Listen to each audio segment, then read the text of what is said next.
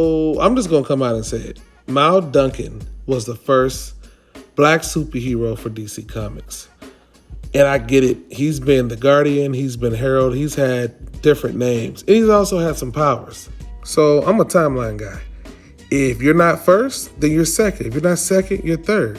Anytime somebody wants to claim who the first black superhero is, they always want to say John Stewart. And you're close, but it's not. You don't have to have superpowers to be a superhero. That's where Mal Duncan comes in. He didn't have any superpowers. Neither did Batman. Neither did Speedy or the Green Arrow. John Stewart literally had a ring one time in 1971. Didn't have it again until 1974.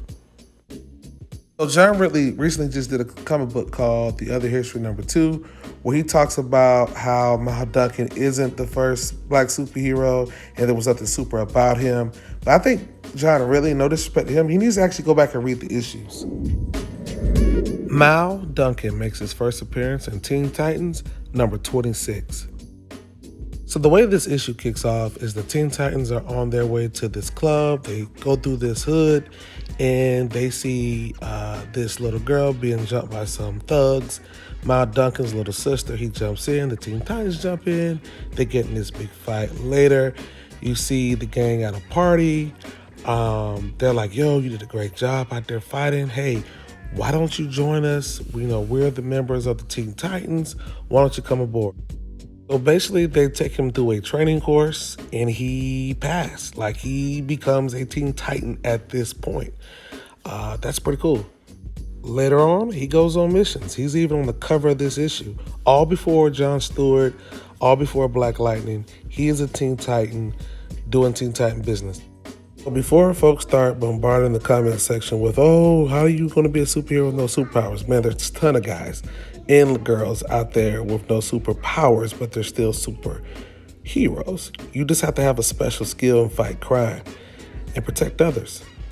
Listen, don't even get me started on this guy. He has no superpowers, and all he does is shoot arrows, yet he's called a superhero. So let's get into the nitty-gritty on why we're actually here. We're here to talk about Mal Duncan's horn and why it's significant. But before we get to the horn, we got to talk about his Guardian identity. Because he felt inadequate, because he did not have a secret identity, he did not have a costume power. He was basically just a guy that just knuckled up with the Teen Titans, which didn't mean he wasn't a superhero, just meant that he wasn't a well-established superhero. Speedy takes a dig at him, and I'll show you that scene right here. So as I was saying, right after issue 44, we lead up into issue 45, and Mal is taking off his Guardian costume, and Speedy is like, yo, good job for a second-rate, superhero. And Mal doesn't like that because at this time, Mal was struggling, not having any superpowers, not having a secret identity, and just basically just being the black dude, the black token dude on the team. And he was just kind of feeling on the outside. So what he does, he lashes out and he gives Speedy a one piece. So after this, the fight with Speedy, he gets on the phone with his then girlfriend, Karen Bleacher, who would become Bumblebee. He was like, yo, I'm done with the Teen Titans. They don't even like me.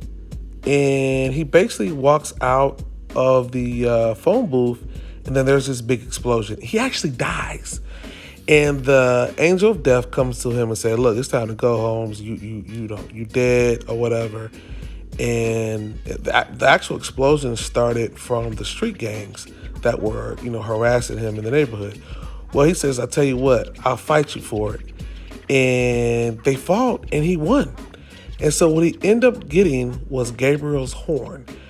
Now, you might say that's corny, but no, this wasn't just any ordinary horn.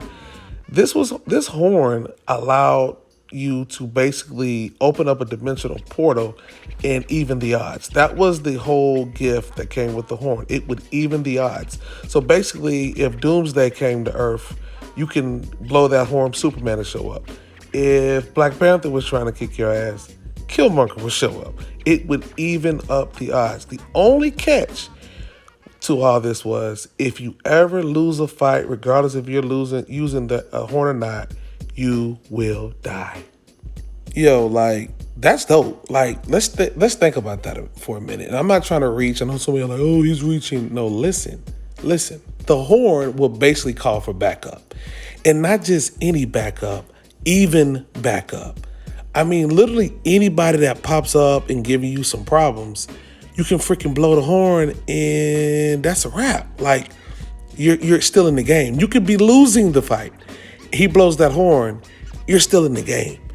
Not only did this guy beat a freaking warrior angel in fighting, which should mean a lot, this guy even got a horn that could even up the odds. Like, it was literally the secret weapon of secret weapons. It was literally somebody that they should have really pulled in close and was like, yo, keep that horn in your pocket. We have an issue. We have a problem with somebody. Like, even the freaking Justice League had to respect this, but it wasn't written in like that. And so he was just a black dude walking around with a horn. And I think this makes the horn valuable. I think it makes him valuable.